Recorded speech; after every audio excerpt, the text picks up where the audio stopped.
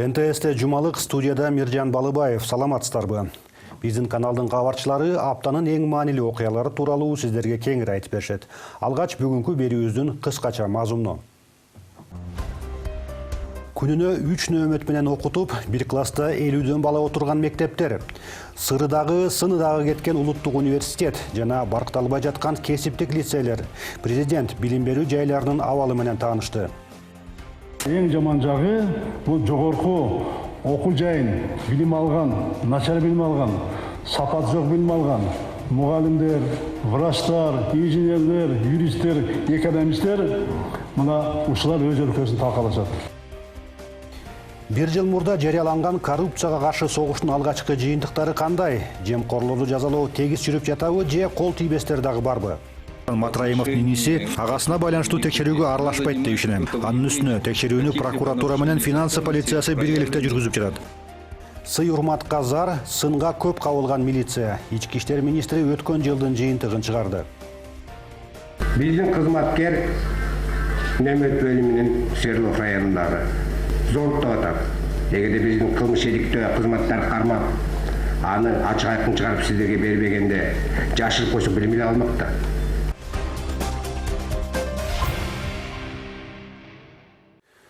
Бүгүн мектептер курулбаса, эртең түрмөлөрдү курууга туура келет, дептир 19-кылымдагы Германиянын канцлери Отто фон Бисмарк. Мамлекеттин келечеги үчүн билим берүүнүн мааниси андан бери кыйла күчөдү. Кен байлыктары жок, жери ал тургай суусу жетишсиз, бирок заманбап билим берүү системасына маани берип, мамлекеттин башкы байлыгы адамдык ресурс деген өлкөлөр муунай менен газга бай мамлекеттерден алдаганча мыкты өнүгүп жатышат. 19-кылымдагы Европага салыштырмалуу азыр Кыргызстанда мектептердин саны албетте көп. Соңку маалыматтар боюнча өлкөбүздө 2236 орто билим берүүчү мекеме бар. Советтик Кыргызстанда 10го жетпеген жогорку окуу жайы болсо, азыр республикада 50дөн ашуун университет, институт жана академия иштеп жатат. Маселе азыр башкада, билим берүүнүн сапаты. Жогорку окуу жайлардын көпчүлүгү эмгек базарынын суроо талабына карап эмес, өз чөнтөгүнүн пайдасын ойлоп гана студенттерди чыгарып жатышат. Ал адистердин сапаты өзүнчө көйгөй. Окутуучу менен студенттин мамилеси коррупцияга негизделип калган. Айрым генералдар, депутаттар, министрлер жана башка шопурлар бир дагы лекция укпай туруп диплом алып жатса, башкаларды айтып кереги жок. Бул жумада президент Сооронбай Жээнбеков Бишкектеги айрым мектептердин, кесиптик окуу жайларынын жана улуттук университеттин абалы менен таанышты. Өлкөнүн аймактарында гана эмес, башка калада дагы мектептер жетишсиз. Бир класста 50дөн бала 3 нөөмөт менен окуган мектептер бар. Аларды курууга жер, акча табуу кыйын, бирок мамлекеттик деңгээлдеги шаң шөкөттөрдү өткөрүүгө миллиарддаган каражат табылып жатат. Кыргызстандагы билим берүүнүн көйгөйлөрү жалаң гана имараттардын жетишсиздиги эмес. Мугалимдик кесиптин кадыр баркы төмөндөп кетти. Шайлоолордо акысыз иштеп, чоңдор келерде көчө шыпырып, чөп отогондор мектеп педагогдору. Балким ошондуктан 19-кылымдын дагы бир даанышманы окуучунун деңгээлинен көтөрүлө албагандар гана мугалимдерге арзыбаган маяна төлөшөт деп айткандыр.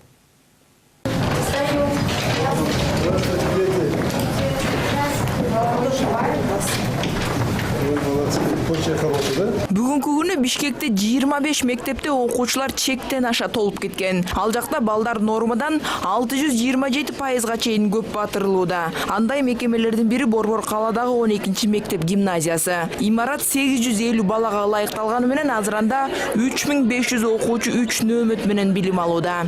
Танапис учурунда сүрмө топ болбош үчүн коридордо жүрүүнүн атайын эрежеси иштелип чыгып, бөбөктөр мындай катарда басышат. Бул жактагы абалдан кабар алуу үчүн келген президент Сооронбай Жээнбеков бир класста 50ге чейин окуучу отурганына күбө болду. В классе 50 сидят сейчас 49. 50, да? Да, много. Интересно, да? Сейчас построили новую школу, да? Бул маселени мен билем, бул менин көңүлүм борборунда. Өткөндө мен айткам элесиңер. Коррупциядан түшкөн акча атайын счет ачылган. Ошол акчадан беребиз, чүй менен Бишкекке беребиз. Быйыл Бишкектеги 12 жана 69 мектептерге кошумча имарат курулмай болду. Бул үчүн 200 миллион сомдой зарыл экен. Азыр жери даярдалып, долбоорлору чийилген. Жаңы мектеп боюнча 12 мектепти биз карадык. Эми каражаттар бөлүнсө, бул жылы 2ге карап атабыз. 4-5 жылдын ичинде 12 жаңы мектеп курганга аракет кылабыз. Ошондон дым келгенде иштеп кетет. İşte başladı.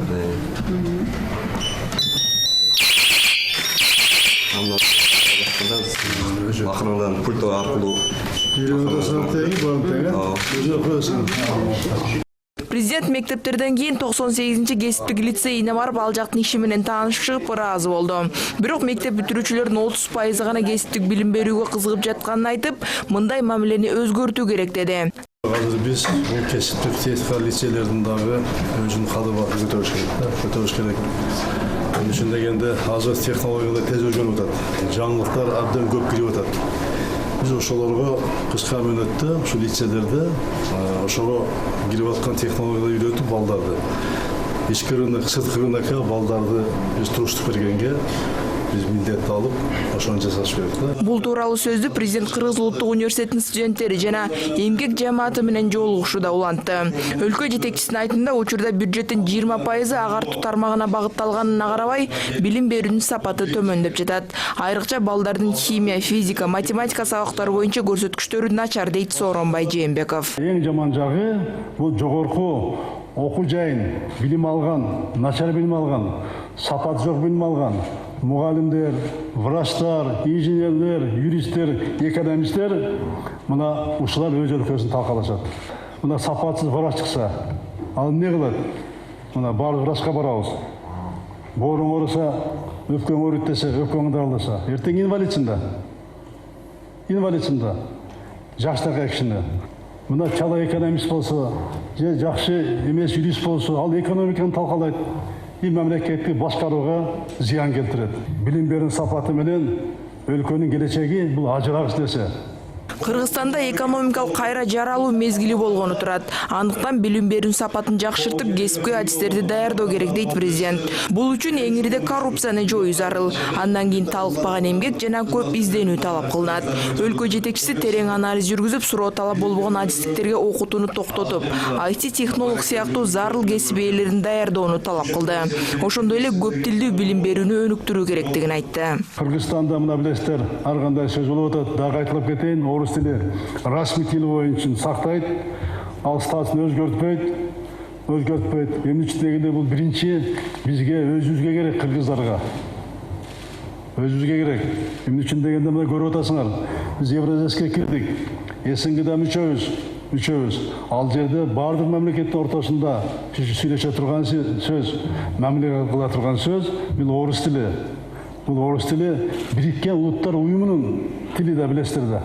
Ошол жерде барсаң орусча которуп берет. Мына Чыңгыз Туурабов айтмай айтканда, бул кыргыз тили менен орус тили куштун эки канатындай деп. Билим берүүнүн сапаты жөнүндө сүйлөп жатып, президент Кыргыз улуттук университетине токтолду. Анын айтымында учурунда улуттун сыймыгы болуп, саясий илимий элитаны даярдап чыгарган окуу жайдын бүгүнкү абалы адамдын зээнин кейитет. Университетте көптөн бери эле айрым мугалимдер менен ректордун ортосунда пикир келишпестик токтобой келет. Ага кошумча студенттер дагы жатаканалардын окуу жайдын ичиндеги шарт өтө начар экенин айтып чыгышкан. Буга кошумча жакында эле публицист Олжобай Шакир уулу улуттук университеттин уй сарайдай көрүнүш деген аталышта видео макала жарыялаган. Босогон аттаганда мына көзгө мондай сундуктар көрүнөт да. Караңыз, улуттук университет деген статус бар окуу жайы Кыргызстандагы. Эң көзгө басар туңгуч окуу жайыбыз. Өткөндө Шакир Олжобай деген журналист чыгарыптыр. Аны көрүп алып, мен ушунча болдум, аны көргөн, чыгарган сүрөттөрүн, жазган сөздөрүн окугандар, вообще бир эл окугандан качат да. Да, здание эски сыртынан жалтырай көрүнгөнү менен ичине андай эмес экен. Корпустун мына акыбалы да начар экен. Техникалык камсыздасуу боюнча начар экен, көрүштү мен азыр кирип. Буну жазса болот. Эмне үчүн мына мен вуздардын көбүн көрдүм. Айтпай эле коеюн аттарын. Мына айрым окуу жайлар жакшы жасап жатышат. Жакшы жасап жатышат. Көрүп атасыңар. Düşün berdi kılsa olmaydı. Tarikatın, murdaki abroyun kayra alıp gelişine gerek. Alıp gelip, onu çınığı flagman üniversitetke aylandırış gerek. Bu uyat nerse, uyat.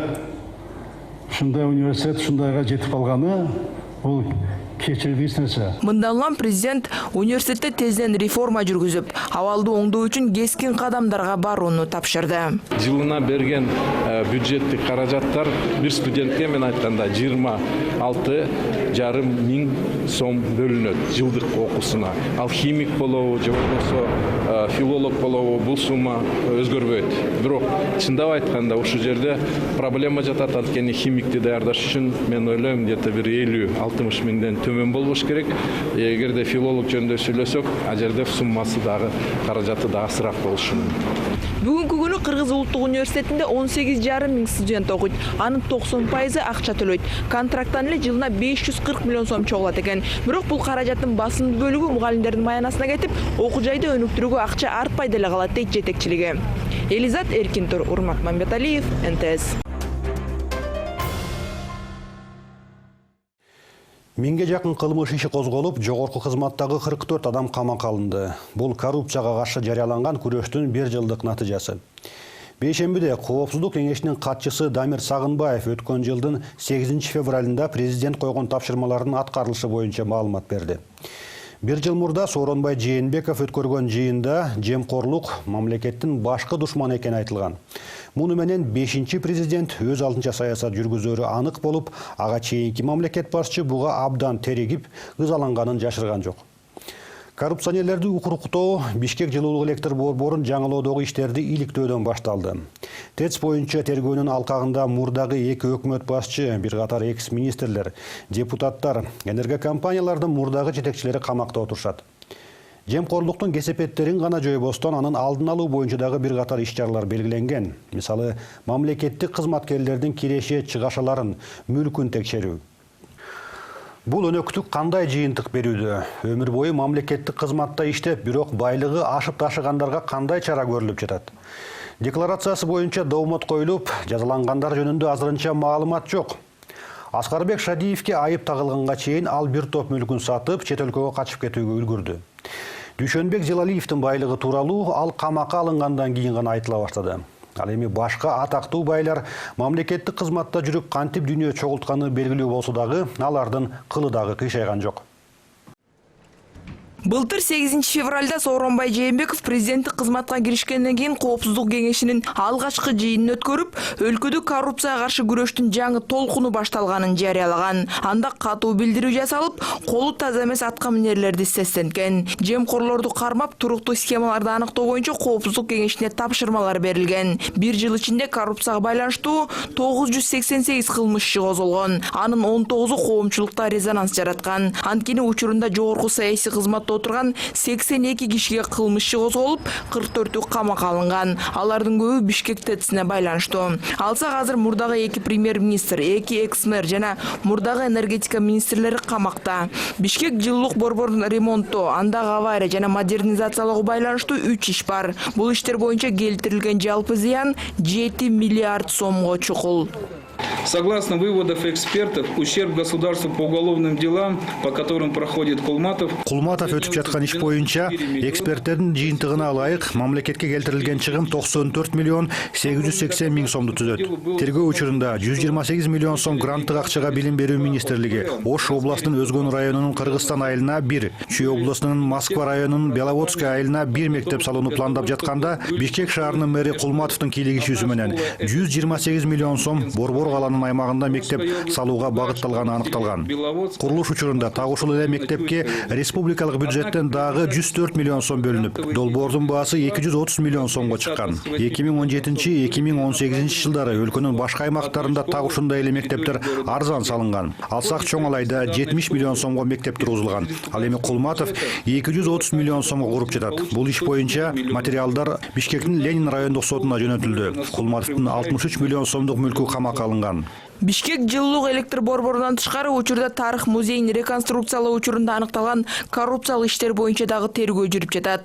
Курулуш учурунда келтирилген зыян эле 118 миллион сомду түзөт. Ал эми экспонаттарды жогорулатылган баада сатып алуу боюнча чыгымдын суммасы азыр такталууда. Мындан тышкары айрым жеке компаниялардан кошумча киреше салыгынан качкан фактылар боюнча 13 кылмыш иши козголуп, салык менен бажы кызматкерлери камакка алынган. Другое уголовное дело, это уголовное дело, по которому проходит экс-заместитель руководителя аппарата президента Ильмиянов. Илмиянов айыпталуучу катары өтүп жаткан кылмыш ишине токтолсо, президенттин аппаратынын жетекчисинин мурдагы орун басары Илмиянов жеке фирманын жетекчисинен $150 000 өлчөмүндө сыйакка алганы аныкталган. Бул акчага ал ошол ишканага карата козголгон кылмыш ишин токтотуп, камакка алынган жүк ташуучу унааларын аресттен чыгартып берген. Кийин ал унаалар өлкөнүн аймагынан чыгарылып кеткен. Бул кылмыш иши боюнча салык кызматкерлерине карата дагы айып угузулуп, камакта. Ал эми Илмияновдун бардык мүлкүнө арест коюлган.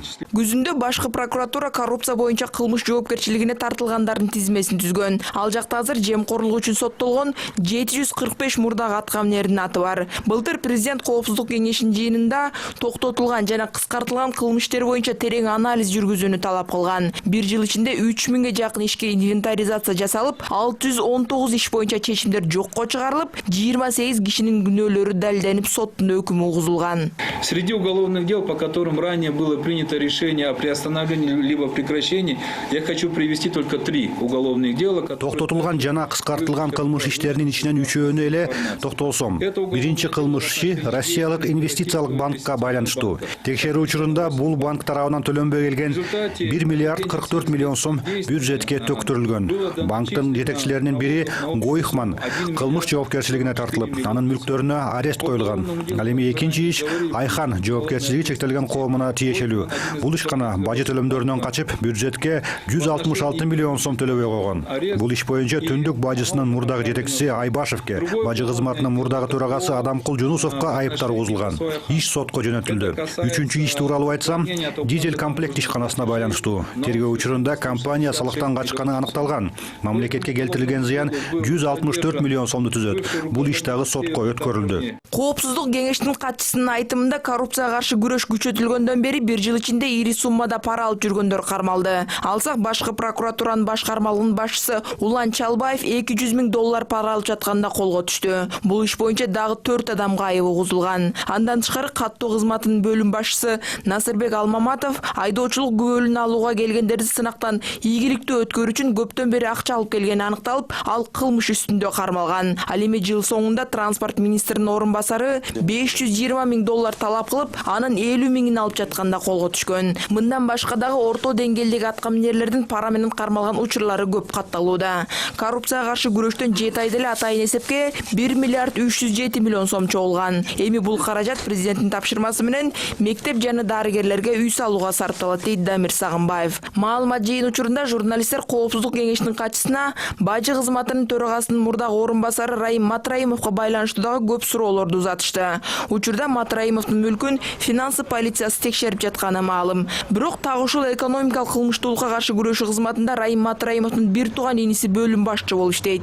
Мындан улам текшерүүнүн акыйкат жүрүшүнөн көпчүлүк күмөн саноодо. По поводу Матраимова и его младшего брата. Матраимов жана анын иниси тууралуу айтсам, чындыгында эле анын бир тууганы экономикалык кылмыштуулукка каршы күрөшүү кызматынын өздүк коопсуздук кызматынын башчысы болуп 2 жылдан бери иштейт. Бул кызмат кандайдыр бир адамга тиешелүү маалыматтарды текшерүү менен алектенбейт. Ал финансы полициясынын кызматкерлери мыйзам бузууга барса, ошол боюнча иш алып барат. Андыктан Матраимовдун иниси агасына байланыштуу текшерүүгө аралашпайт деп ишенем. Анын үстүнө текшерүүнү прокуратура менен финансы полициясы биргеликте жүргүзүп жатат. Мындан тышкары Матраимовдун бир тууганы азыр эмгек көргөсүндө. Андыктан ал текшерүүгө аралашууну кааласа дагы мүмкүнчүлүгү жок. Мындан тышкары мурдагы президент Алмазбек Атамбаевга байланыштуу суроолор болду. Коопсуздук кеңешинин катчысынын айтымында азыр тергелип жана соттук териштирүү жүрүп жаткан иштерде айыпталуучулар менен күбөлөр экс-президентке каршы түз же кыйыр көрсөтмө берсе, анда Алмазбек Атамбаевга карата кылмыш иши козголушу мүмкүн. Ошондой эле Дамир Сагынбаев декларациялык кампанияга байланыштуу иштерге дагы токтолду. 1000ге жакын саясий жогорку кызматтагылардын 317си байлыктары тууралуу так маалымат бербегендиктен, алардын аракетине баа берүү үчүн материалдар прокуратурага жөнөтүлгөн. Жакында алардын туугандарын дагы мал мүлкү текшериле баштайт. Бул боюнча мыйзам долбоору даярдалган. Ушул айда коомдук талкууга коюлат экен. Элизат Эркинтур, Алтын Каныбек уулу, НТС.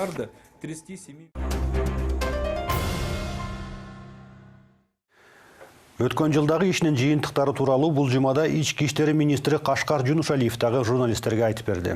2018-де 200дөн ашуун милиция кызматкери мыйзам бузган үчүн жумуштан айдалып, 70ге жакын кылмыш иши козголуптур.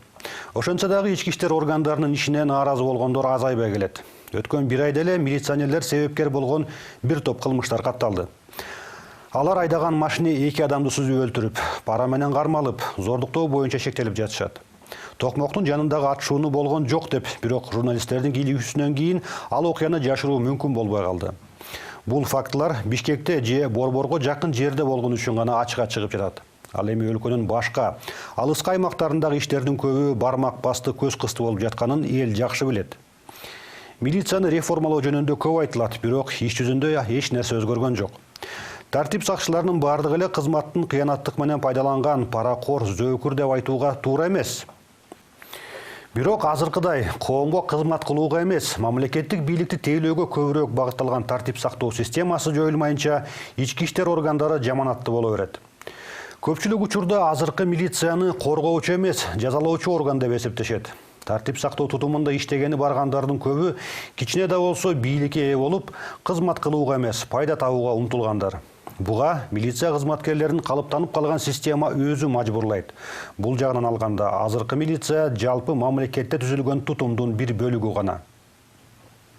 Өткөн жылы 29 декабрда журналист Эмилбек Момуновдун инисин үйүндө 2 адам сабап кеткен. Алты кабыргасы сынып, оор абалда жандандыруу бөлүмүнө жаткырылган. Бирок бүгүнкү күнгө чейин кылмышка шектүүлөр кармалбаптыр. Журналист милиция кызматкерлери шектүүлөрдү кармоого аракет көрбөгөнүн айтат. Ал тургай тергөөчү ооруканага барганда эмес. Тартип сакчыларына жардам сурап кайрылса, арызын кабыл албай окуядан 4 күн өткөн соң бирдиктүү реестрге каттаганы белгилүү болду. Бул боюнча журналист маалымат жыйынында Ички иштер министри Кашкар Жунушалиевдин өзүнө кайрылды. Жаңы жыл болобу, күнү түнү болобу милиция кызматкерлери иштеш керек да. Анан эртеси күндө бардым, тергөөчү жок дейт. Мен айтып берейин, мен өзүм сыщик болуп, ошол милициянын ордуна иштеп, ошол эле күнү тактап шектүүлөрдү, кайсы көчөдө жашайт, кимдер, 3 күбө бар, бардыгын аныктадым. Менимче барганда эмес, качып кетти деп отурушат да.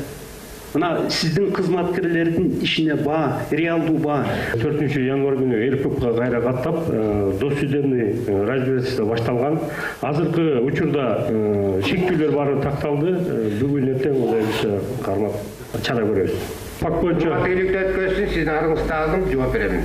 Эскерте кетсек, 1 февралда президент Сооронбай Жээнбеков Ички иштер министри Кашкар Жунушалиевди кабыл алып, БИИМдин өздүк курамын таза эмес кызматкерлерден тазалоо керектигин айткан. Министр ичкиликтөө кызматы бул багытта bir топ аракеттерди көрүп жатканын билдирди. Анын айтымында 2018 жылы ар кандай тартип бузуулар боюнча 5811 кызматкер тартип жазага тартылган. 71 кызматкер тартипти одоно бузган үчүн ички иштер органдарынан кетирилген. Ал эми мыйзам бузуу жоопкерчилигине 1,5 миңге жакын кызматкер тартылган. Анын ичинде жаза процессуалдык кодекстин нормаларын бузган үчүн 343 кызматкер, кылмышты жашырган үчүн 139, жасалма документ колдонуу боюнча 14, жол транспорты окуялары боюнча 27, автоунааны мас абалында айдаганы үчүн 67 кызматкер жоопкерчиликке тартылган. Зордуктоо боюнча айтайын. Биздин кызматкер Немет бөлүмүнүн Свердлов районундагы зордуктоо атат. Эгерде биздин кылмыш иликтөө кызматтар кармап, аны ачык айкын чыгарып сиздерге бербегенде жашырып койсо билим эле алмак да. Биз андайга барбайбыз. Азыр сиз айтып кеткендей, бүгүнкү күндө биздин урматтуу президент Сооронбай Шариповичтин биздин алдыбызга койгон талаптары арабызды тазалоо, биздин ички иштер органдар кызматкерлеринин наамга татыктуу эмес кызматкерлерден биротоло айрылуу. Ошол эле учурда биздин кызматкерлерге тарбия берип, мурда айтып кеткендей, бул мени милициям деген ишенимге алып келди. Ошол талаптарды урматтуу президент мага койду дагы. Ошондой эле министр токмоктого атышуу боюнча да тийиштүү кызмат адамдары жоопко тартылаарын билдирди. Учурда ал боюнча иликтөө иштери жүрүп жатканы белгилүү болду. Эскерте кетсек, 26 январда Токмок көзөмөл өткөрүү бекетинде аткезчилер ортосунда атышуу болгону айтылып, андан 2 киши жаракат алганы маалымдалган. Жабырлануучулардын бири окуя болгон жерге чемпион деген лакабаты бар жогорку кеңештин депутаты келгенин билдирген. Вы скажите, сейчас есть в ЖК члены ОПГ? Я вам еще раз сказал, для того, что депутатам их проверяет, и наш информационный центр дает справку о том, что мы не располагаем компрометирующим материалом. Этого достаточно. Журналисттер ошондой эле Камила Дөшөбаеванын иши кандай тергелип жатканына кызыгышты. Министрдин ыкчам иликтөө боюнча орун басары Мирлан Канеметов күбөлөргө тергөө тарабынан эч кандай кысым болбогонун, Шектүү Калыбек Элтүүбасов миграция мыйзамын бузган үчүн АКШда кармалганын, аны экстрадициялоо аракеттери көрүлүп жатканын билдирди. Его статус, он проходит как воспрепятствие следственным действиям, уничтожение вещественных доказательств. По данному уголовному делу проходит. В прессу также просочилась информация о том, что по заявлению той же Камилы Душебаевой были осуждены 2 милиционеров, якобы за попытку изнасилования. Перед убийством, получается, они вышли на свободу. Как вы прокомментируете это дело? И отрабатывалась ли версия причастности тех же милиционеров к убийству Камилы Душебаевой? Спасибо. По данному вопросу уточним и вам ответим. Алып барган 18 жылкы ишмердиги боюнча канаттандык деген баа берилген. Жалпысына министр өзүнүн ишине баа бере албастыгын, ИИМдин өткөн жылда жасаган ишин канааттандырарлык деп эсептерин айтты. Белгилей келсек, акыркы кездери социалдык тармактарда Ички иштер министри Жунушалиев жаза аткаруу мамлекеттик кызматтын жетекчилигине барат деген сөздөр айтылып жаткан. Бирок министрдин бул боюнча маалыматы жок экен. 1,5 саатка созулган маалымат жыйынында министрге суроо берүүгө журналисттердин баарына эле мүмкүнчүлүк берилген жок. Мындан улам соол бере албай калган кабарчылар нааразы болушту. Рахат Жаныбекова, Диас Сакимбаев, НТС.